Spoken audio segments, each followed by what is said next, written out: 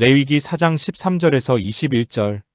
오늘 본문은 제사장의 속죄제 규례에 이어온 회중이 죄를 범했을 때 드리는 속죄제 규례를 다루고 있는 내용입니다. 이러한 온 회중의 속죄제 규례는 온 백성들 대신에 백성의 대표인 장로들이 희생 제물에 안수한다는 점 외에는 제사장의 속죄제 규례와 제물이나 제사의 절차에 있어서는 일치하고 있습니다. 이것은 역으로 제사장 개인의 범죄가 그만큼 심각한 것임을 나타내 주기도 하는 것입니다.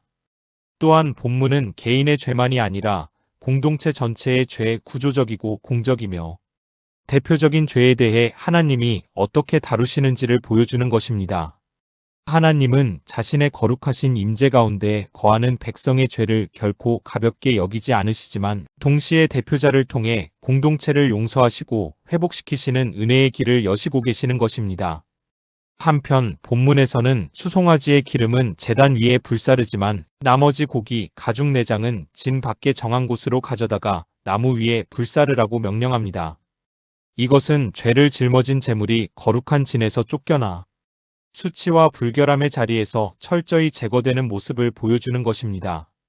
이에 신약의 히브리서 저자는 예수도 자기 피로 백성을 거룩하게 하려고 성문 밖에서 고난을 받으셨다라고 말했습니다. 히브리서 13장 11절에서 13절. 이는 레위기의 진 밖에서 불사른다라는 규례와 직접 연결되는 것입니다. 즉 그리스도는 죄를 지고 진 밖으로 나가 버림받은 제물처럼 죽으심으로 하나님의 백성을 거룩하게 하셨다는 것입니다. 이처럼 레위기는 신학적인 관점에서 보면 하나님 용서의 길은 아브라함 언약, 출애굽, 제사제도, 예언자들의 회개 촉구, 그리고 그리스도 안에서 완성되는 새 언약까지 이어지는 것을 볼 수 있습니다. 4장 13절에서 14절. 만일 이스라엘 온 회중이 여호와의 계명 중 하나라도 부지 중에 범하여 허물이 있으나 스스로 깨닫지 못하다가 그 범한 죄를 깨달으면 회중은 수송아지를 속죄제로 드릴지니 그것을 회막 앞으로 끌어다가. 본문에서 이스라엘 온 회중에서 회중으로 번역된 아다트는 넓은 범위로 해석되어 이스라엘의 모든 백성으로 해석될 수도 있으나 좁은 범위로 해석하면 이스라엘을 대표하는 자들로도 해석됩니다.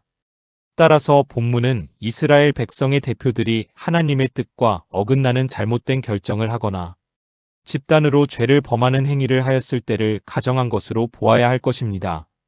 또한 13절을 직역하면 허물이 있었으나 그 일이 온 이스라엘 백성들의 눈에 감추어져 있었다면입니다. 그러나 이는 고의로 범죄를 은폐한다는 의미가 아니라 영적으로 무지하여서 죄가 죄인 줄도 알지 못하는 상태를 가리킨다고 보아야 합니다. 그리고 14절을 원어 성경으로 직역하면 그들이 금령 중 하나에 대하여 범한 죄가 알리게 되면입니다. 그러나 이는 숨기려고 하였던 죄가 폭로되었다는 의미가 아니라 단지 죄라고 생각지 못했던 죄가 죄로 밝혀진 상태를 말하는 것입니다. 15절에서 18절은 회중의 속죄제 기본 절차에 관한 내용입니다. 본문에 나오는 회중의 장로는 백성들의 대표자로서 지도 계층이라고 할 수 있습니다. 한편 수십 명의 장로들이 한 예물에 손을 얹어 안수하는 것은 대단히 엄숙한 광경이었을 것입니다. 안수는 죄의 전가, 동일시 대표적 책임의 상징입니다.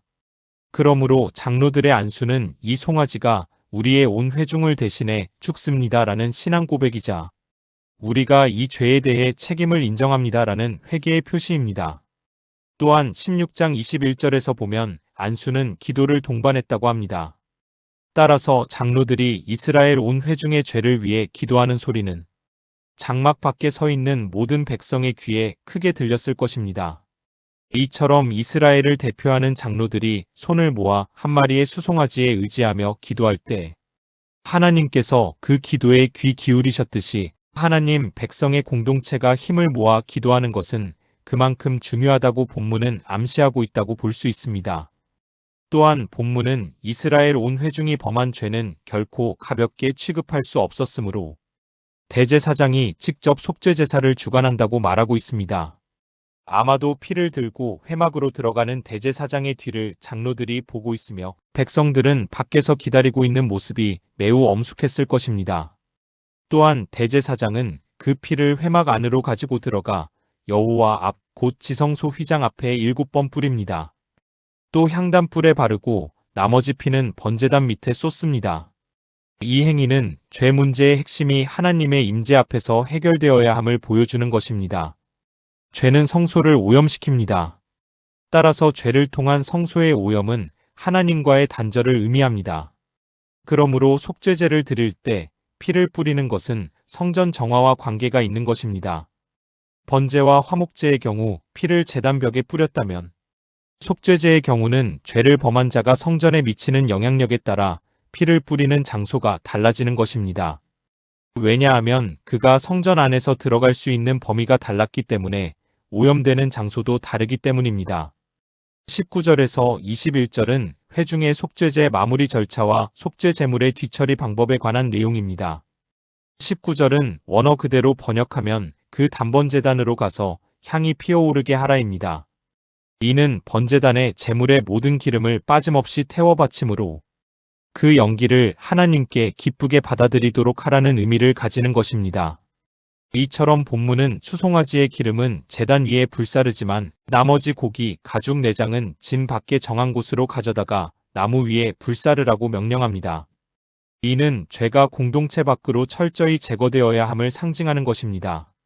신약은 이 진 밖의 모티프를 그리스도께서 성문 밖에서 고난을 받으신 사건과 연결하여 죄를 짊어진 희생 제물로서 그리스도의 순환과 자기 버리심으로 해석합니다.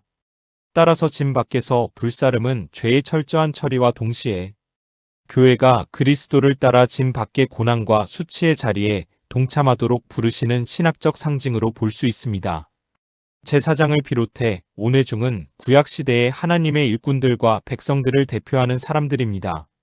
하나님께 택함받은 사람들은 그만큼 죄에 대하여 민감해야 하고 더욱더 책임감을 가지고 하나님 앞에 철저한 회개의 모습을 보여주어야 한다는 것을 오늘 본문은 말하고 있는 것입니다. 이처럼 본문은 죄 많은 공동체를 절대 포기하지 않으시는 하나님을 보여줍니다. 하나님은 온 회중이 죄를 범했을 때도 장로들의 안수와 제사장의 섬김, 그리고 피 뿌림을 통해 회복의 길을 열어두셨던 것입니다. 오늘날 우리들은 그 하나님의 회복의 길을 여신 예수님을 통해 하나님과의 관계를 형성하게 되었던 것입니다. 그러기 위해서는 성경에서 하나님이 요구하시는 것이 무엇인지, 그리고 하나님이 싫어하시는 것이 무엇인지를 잘 파악하고 항상 하나님 중심의 삶을 살아가야 할 것입니다. 이 시간 나는 과연 하나님 중심의 삶을 살아가고 있는지 한번 생각해보는 시간이 되었으면 합니다.